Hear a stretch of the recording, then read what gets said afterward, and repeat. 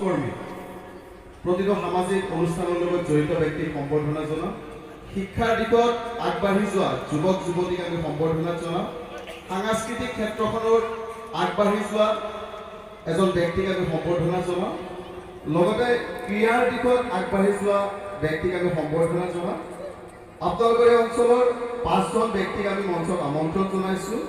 শিক্ষাৰ লগত জড়িত, সমাজ সেৱাৰ লগত জড়িত, ক্ৰীড়াৰ লগত জড়িত, সাংস্কৃতিক দিশৰ লগত জড়িত, লগতে বৃক্ষৰোপণৰ লগত জড়িত, নামৰূপৰ লগতে অসম সেউজীয়া কৰাৰ যি সপোন, তেনেকুৱা এজন ব্যক্তিক আমি মঞ্চলৈ আমন্ত্ৰণ জনাইছোঁ।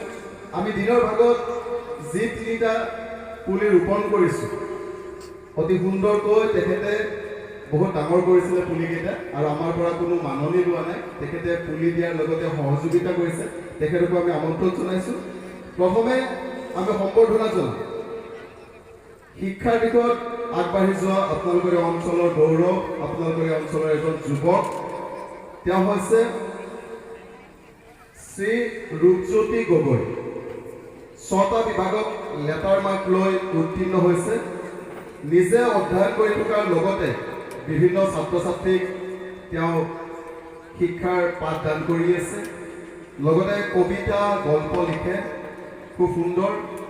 সৰুতে পিতৃহাৰা, কিন্তু শিক্ষাৰ দিশত তেওঁ আগুৱাই গৈ আছে। তেওঁক এখন ফুলাম গামোচাৰে সম্বৰ্ধনা জনাব সুদৰ্শন থিয়েটাৰৰ জ্যেষ্ঠ মুখ্য অভিনেতা দীপেন ভূঞা ডাঙৰীয়া।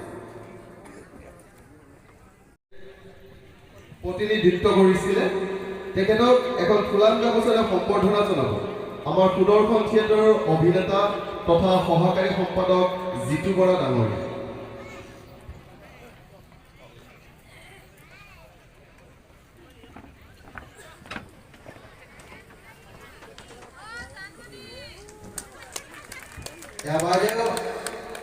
শ্ৰীমতী জয়শ্ৰী গগৈ বাইদেউ, প্ৰথমগৰাকী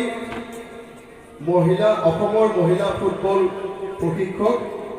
এইবাৰ আমি সম্বৰ্ধনা জনাম শ্ৰীযুত জিতেন্দ্ৰ নাথ গগৈ, তৰাণী গাঁৱৰ, ক্ষমা কৰিব, তৰাতলী গাঁৱৰ প্ৰাক্তন গ্ৰাম্য উন্নয়ন সংঘ নামৰূপৰ সভাপতি, অৱসৰপ্ৰাপ্ত শিক্ষক, লগতে বিশিষ্ট সমাজসেৱক।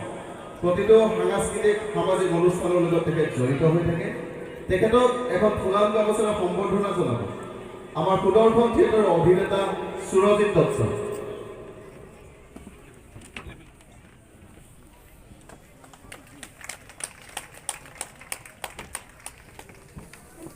এইবাৰ আমি সম্বৰ্ধনা জনাম শ্ৰীযুত বিনন্দী বড়ো, গ্ৰাম্য উন্নয়ন সংঘ নামৰূপৰ প্ৰাক্তন সভাপতি, তেখেত প্ৰাক্তন সম্পাদক আছিলে, কছাৰী পথাৰ গাঁৱৰ, লগতে বিশিষ্ট সমাজসেৱক। তেখেতক এখন ফুলাম গামোচাৰে সম্বৰ্ধনা জনাব আমাৰ সুদৰ্শন থিয়েটাৰৰ অভিনেত্ৰী টুটুমণি কলিতা। শ্ৰদ্ধাৰ শ্ৰীযুত বিনন্দী বড়ো ডাঙৰীয়া, তেখেত সাংস্কৃতিক ক্ষেত্ৰখনৰ লগতো জড়িত, সমাজসেৱা সাংস্কৃতিক ক্ষেত্ৰৰ লগত তেখেত জড়িত। এইবাৰ আমি সম্বৰ্ধনা জনাম শ্ৰীযুত অভয় বৰা।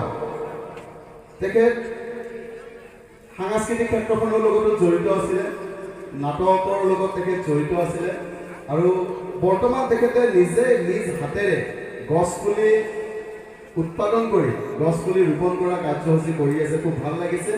আমিও যিটো কাৰ্যসূচী কৰি আছোঁ, তেখেতক লগ পাই খুব আনন্দিত হৈছোঁ। আৰু আজি আমি যি গছপুলি ৰোপণ কৰিছোঁ, তেখেতে আমাৰ পৰা কোনো মাননি নোলোৱাকৈ গছপুলিকেইটা আমাক আগবঢ়ালে আৰু আমাৰ লগত সহযোগিতাত থাকিব। তেখেতক এখন ফুলাম গামোচাৰে সম্বৰ্ধনা জনাব আমাৰ সুদৰ্শন থিয়েটাৰৰ অভিনেতা সুৰজিৎ দত্ত।